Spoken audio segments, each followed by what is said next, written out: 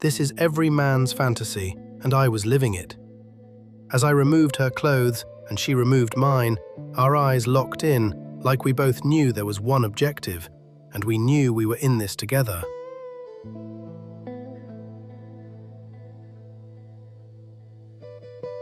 Welcome to the Sharing Secrets channel. I want to take a minute to thank all the new subscribers.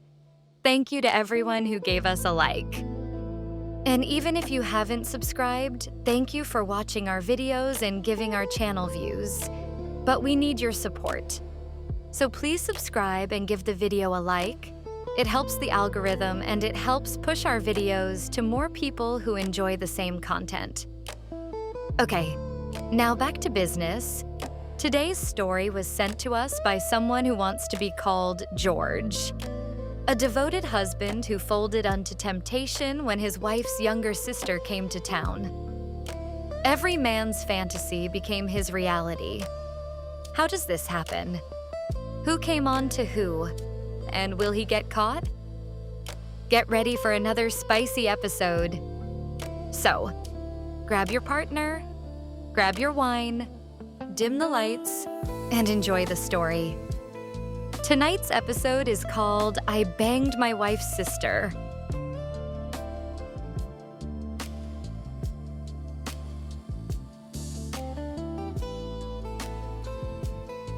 The year I turned 40, my life felt neatly folded, like a well-worn map.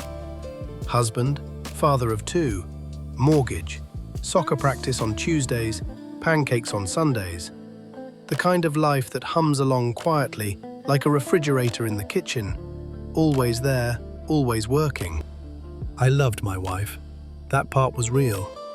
We had built something steady together, brick by brick, laugh by laugh, argument by argument. 2 kids who ran through the house like small hurricanes, sticky fingerprints on everything, bedtime stories that ended with me falling asleep before they did. Then her sister moved back to town. Elena was 23. My wife's little sister, though little didn't quite fit anymore. She arrived one spring afternoon with a suitcase, a crooked smile, and the kind of energy that makes a room tilt slightly when she walks in. I remembered her as the kid who used to sit at the dinner table drawing cartoons while the adults talked. But the woman standing in my doorway was something else entirely. She had the same dark hair as my wife, but wore it loose and wild, like she'd just walked out of the wind. Her laugh had a spark in it, quick, mischievous, like a match being struck. "Hey, big brother-in-law," she said, stepping inside. "Miss me?" I joked back. That's what you do in moments like that. You lean on humor like a railing. But something had shifted. And I knew it. Life carried on the way it does. School pickups, work meetings, grocery lists. But Elena started appearing in the spaces between those routines. Sometimes she came over for dinner.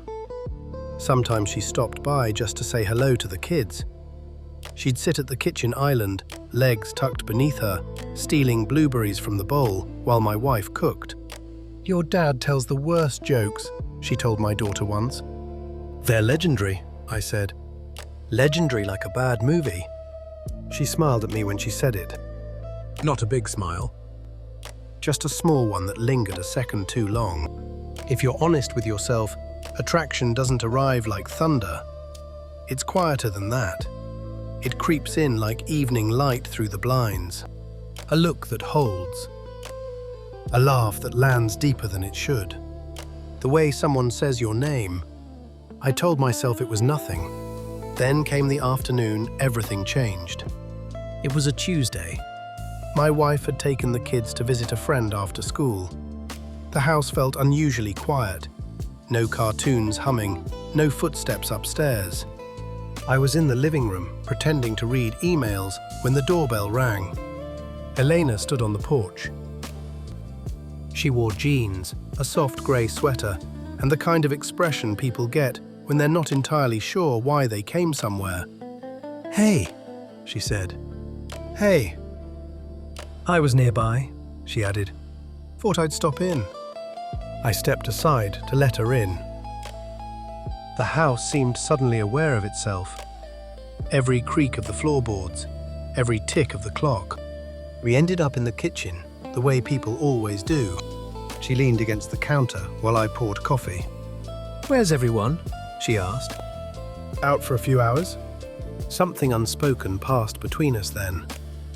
Not a sentence, not a plan, just a quiet recognition that we were alone. We talked about ordinary things at first. Her new job, a movie she had seen, my son's obsession with dinosaurs. But conversation began to drift. Our words slowed. Our eyes wandered.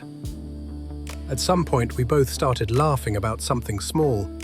I can't even remember what. And when the laughter faded, the silence stayed behind.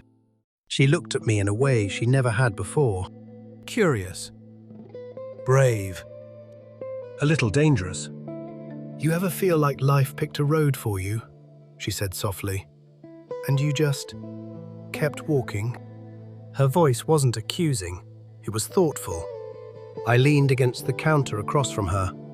"Sometimes," I said. She studied my face as if trying to read the map of it. "You're a good dad," she said. "That's the goal." "And a good husband." I didn't answer right away. The quiet in the kitchen grew thicker. "Life's complicated," I said finally. She nodded. "Yeah," she said. "It is." The air between us felt charged, like the moment before summer rain. She stepped closer. Not much, just a single step. But suddenly the distance between us felt like a thread pulled tight. "You know," she said, half smiling, "I used to think you were the most boring adult alive." "Used to?" "Now I think you're just hiding."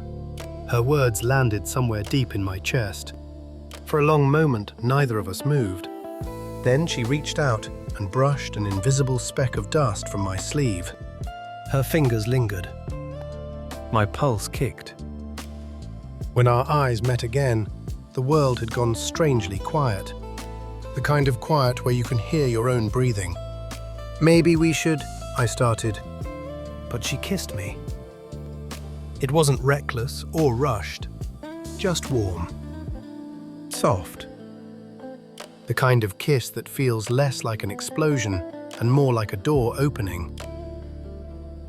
I should have stepped away. Every sensible voice in my head told me to. But life, as it turns out, is rarely governed by sensible voices. We stood there for a long time, the kitchen sunlight pouring through the window like honey. When we finally pulled apart, she rested her forehead lightly against mine. Neither of us spoke. Sometimes words only get in the way. Eventually, we moved to the living room, sitting close together on the couch while the afternoon drifted slowly toward evening. There were more quiet kisses. That led to wandering hands. Her body was so firm, I was exploring her body in ways I never thought of before. She returned the favor by rubbing my private. Didn't take long before my soldier stood in attention. This is every man's fantasy, and I was living it. As I removed her clothes and she removed mine, our eyes locked in, like we both knew there was one objective, and we knew we were in this together. She moaned as my kisses turned into licks behind her ear. She started kissing my neck and left a trail path of lipstick marks right down to my you-know-what. As she continued to show me, she is no longer the same girl I was new. She is now a woman with sexual appetite that I could not fight off. Nothing about it felt hurried. Just two people suspended in a strange, fragile pocket of time. As she hopped on top of me, it was like this was my first time all over again. I got nervous. I had only been with my wife, and it all became so predictable. The same positions, the same motions. Not this time. Her body movements were untamed, and we were in a dance in which I was just guessing what I can do to keep up. While we climaxed, outside the wind stirred the trees. Inside, the house held its breath. Hours later, the sound of a car pulling into the driveway snapped a spell like a twig. Elena stood, smoothing her sweater. That's my cue. She said with a nervous smile. At the door, she paused.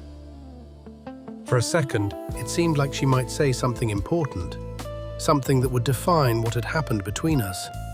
But instead, she just looked at me with that same spark in her eyes. "See you soon," she said. Then she stepped outside and disappeared down the walkway. The door closed softly behind her. I stood in the quiet house, listening to the laughter of my children approaching from the driveway, the familiar rhythm of my ordinary life returning like a tide. But something inside me had shifted. Not shattered, not destroyed, just changed. Life is strange that way. You follow the road you know. Then one afternoon, someone opens a door you never noticed before, and suddenly the map in your hands doesn't look quite the same anymore.